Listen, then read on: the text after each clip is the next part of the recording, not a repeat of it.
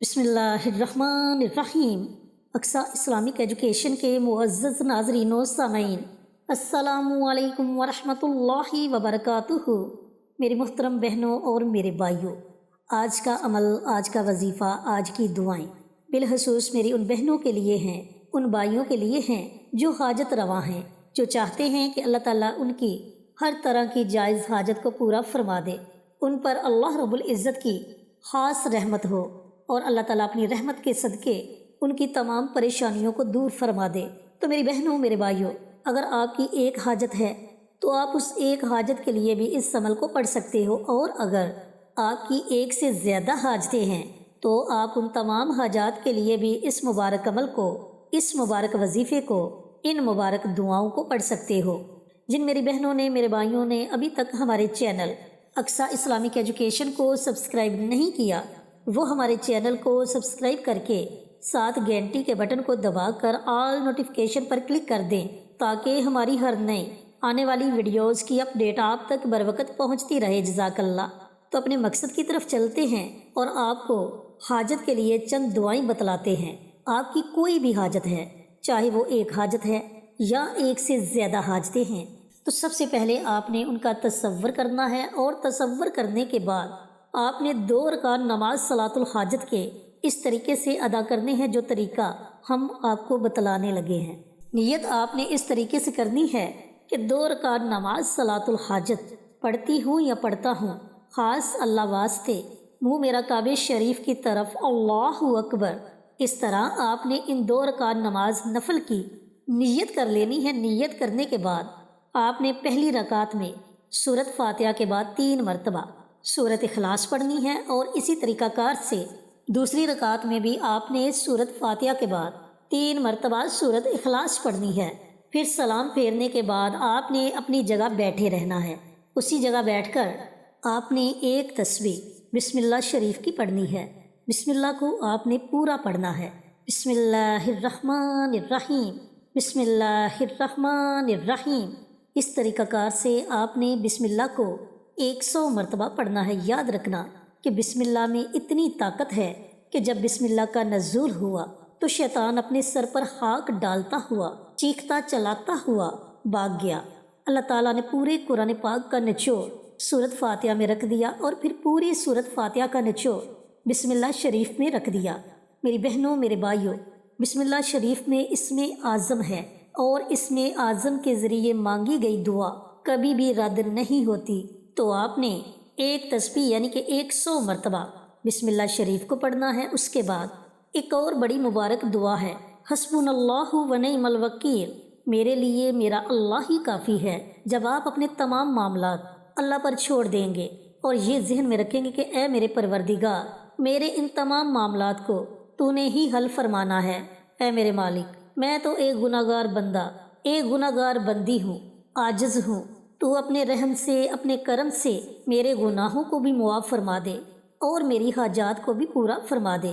تو میری بہنوں، میرے بھائیوں، جب آپ اس یقین کے ساتھ یہ مبارک دعا پڑھو گے تو یقین جانیں کہ اللہ رب العزت یقیناً آپ کی ہر طرح کی جائز حاجت کو پورا فرما دے گا۔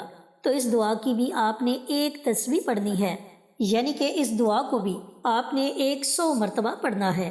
اس کے بعد اللہ رب العزت کا ایک صفاتی نام ہے، یا وہاب۔ یہ بڑا مبارک نام ہے، اور جس کا مطلب ہے عطا کرنے والا۔ اب عطا کرنے والا کون ہے؟ ایک اللہ کی ذات۔ وہی ہے جو کیڑے کو پتھر میں رزق عطا کرتا ہے، وہی ہے جو سمندروں میں اتنی بڑی بڑی ویل کو خوراک عطا کرتا ہے، وہی ہے جو ہر جاندار کے لیے، ہر انسان کے لیے رزق کا بندوبست فرماتا ہے۔ ایک رب کائنات ہے جو ہمارے ہر بگڑے ہوئے کام کو سنوار دیتا ہے۔ تو میری بہنوں، میرے بھائیوں، آپ نے اللہ رب العزت کے اس صفاتی نام کی بھی ایک تسبیح پڑھنی ہے۔ اس طرح آپ کا یہ عمل، یہ وظیفہ مکمل ہو جائے گا۔ اب جلدی جلدی آپ کو وظیفہ دوبارہ بتلا دوں کہ آپ نے عمل کو پڑھنا کیسے ہے۔ سب سے پہلے آپ نے 2 رکعت نماز صلاۃ الحاجت کے ادا کرنے ہیں، لیکن یہ نوافل آپ نے مکروہ اوقات کے علاوہ پڑھنے ہیں۔ اب مکروہ اوقات کون سے ہیں؟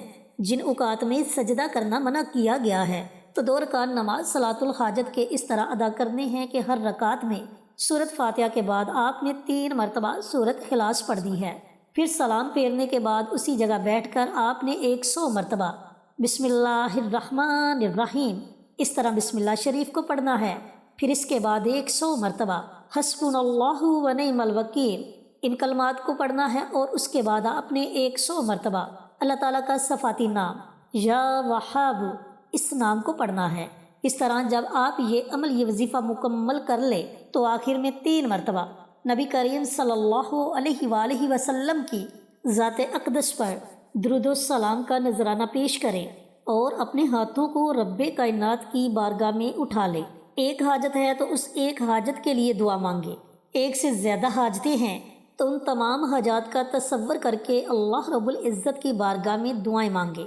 انشاءاللہ آپ کی دعائیں 7 آسمانوں کو چیرتی ہوئی عرش تک پہنچ جائیں گی، اور اللہ رب العزت اپنی بارگاہ میں آپ کی دعاؤں کو ضرور قبول و منظور فرمائے گا۔ میری بہنوں، میرے بھائیوں، اگر آپ کسی بھی مقصد میں کامیابی چاہتے ہیں تو اس کے لیے محنت کرنا بہت ضروری ہے۔ محنت کے بغیر کچھ بھی حاصل نہیں ہوتا۔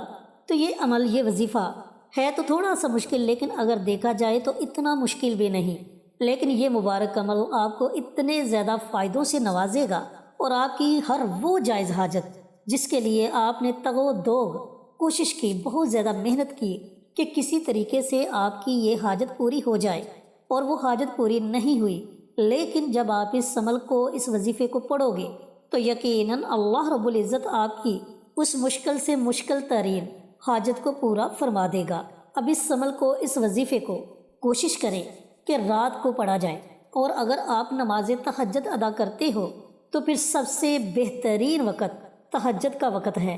آپ اس عمل کو، اس وظیفے کو تہجد کے وقت پڑھیں، کیونکہ تہجد کا وقت ایک ایسا مبارک وقت ہے جس وقت میں مناوی اللہ رب العزت کی طرف سے صدائیں لگاتا ہے کہ ہے کوئی مانگنے والا اسے عطا کیا جائے، ہے کوئی رزق کا طلبگار اسے رزق دیا جائے، ہے کوئی حاجت رواں اس کی حاجات کو پورا کر دیا جائے، ہے کوئی گناہوں کی بخشش کروانے والا اس کے گناہوں کو معاف کر دیا جائے۔